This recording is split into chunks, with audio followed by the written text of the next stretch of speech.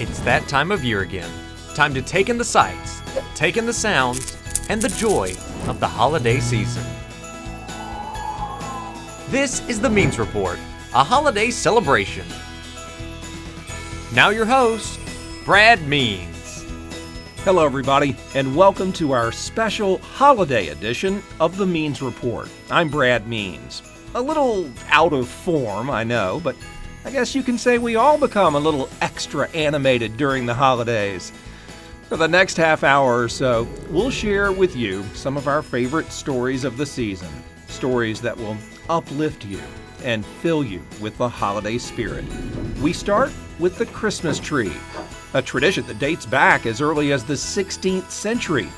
And this year, one community took this tradition and made a wish come true for one of its members. Maya Belay with the story.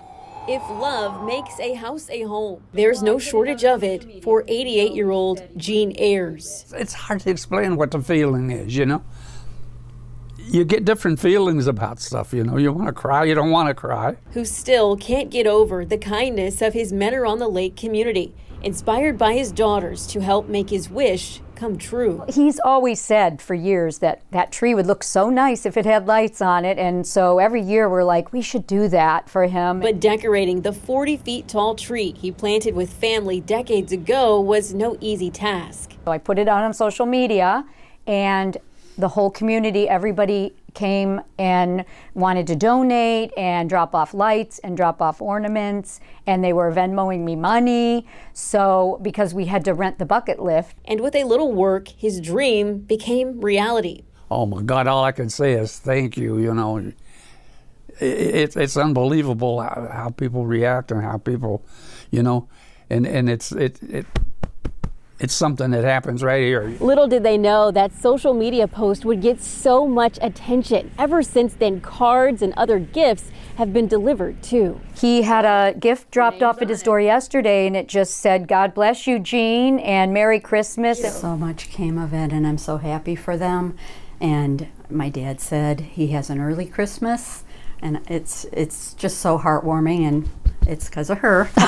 The only thing bigger than this decorated tree is the love surrounding Jean and his family this Christmas. To know that people care for you, and they come to see my neighbors. They came here and watched the tree being lit and stuff. You know, they were part of it. That's the whole thing.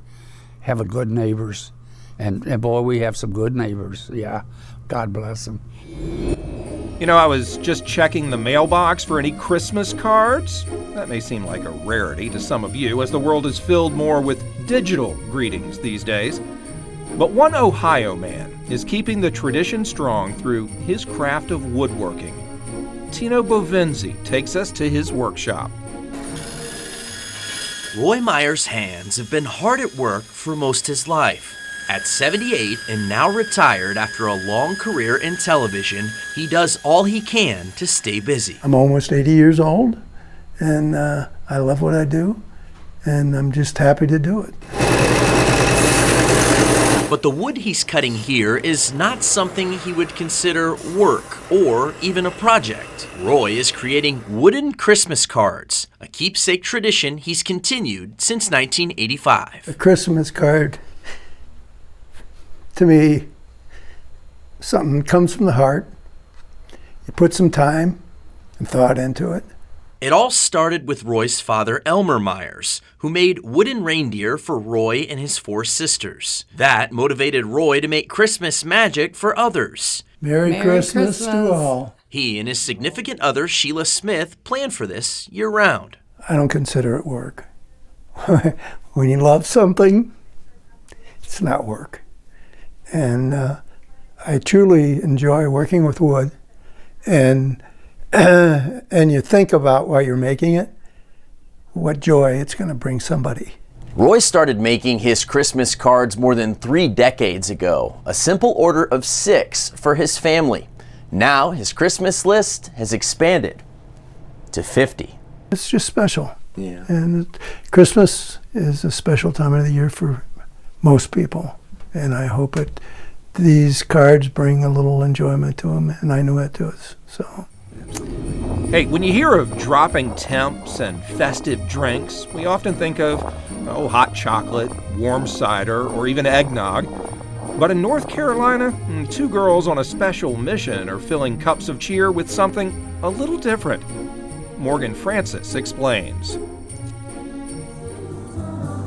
It's not typical to see a lemonade stand in 40-degree weather, but Riley Wells, who's holding down the fort for her sister Jaden, has a special mission in mind. We wanted to help people in need. The girls found inspiration to give back when they started Luxury Lemons this past summer for St. Jude's Lemonade Stand Challenge.